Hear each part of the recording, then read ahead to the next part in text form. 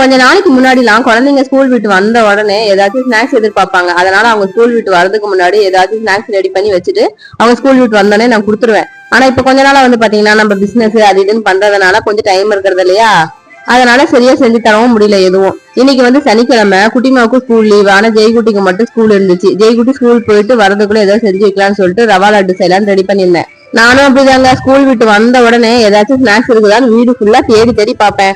எங்க அக்கா என் தம்பிக்குலாம் எதுவும் கண்ணுல தெரியாது. நான் தேடுறதுனால என்னமோ தெரியல, எந்த ஸ்நாக்ஸா இருந்தாலும் ஃபர்ஸ்ட் என் கண்ணுக்கு தான் தென்படும்.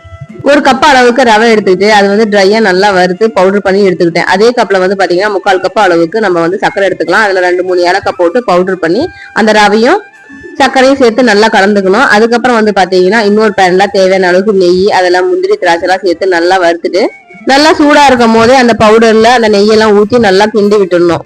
நல்லா வெது வெதுப்பான சூடு வரும் போதே நல்லா உருண்டை பிடிக்க ஆரம்பிச்சிடணும். சூடு ஆறுனதுக்கு அப்புறம் பாத்தீங்கன்னா அந்த அளவுக்கு உருண்டை பிடிக்க முடியாது.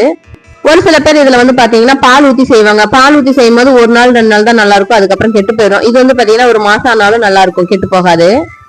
அப்படியே உருண்டை பிடிக்கும் போதே பாத்தீங்கன்னா 4-5 உருண்டையாட்டம் வாய்க்குள்ள போயிருச்சு. ஸ்நாக்ஸ் செய்யறது என்னமோ குழந்தைங்களுக்காக தான், ஆனா எதா இருந்தாலும் ஃபர்ஸ்ட் நாம தான் டேஸ்ட் பண்ணணும். நம்ம சேனல் பிடிச்சிருந்தா சப்ஸ்கிரைப் பண்ணி லைக் பண்ணுங்க.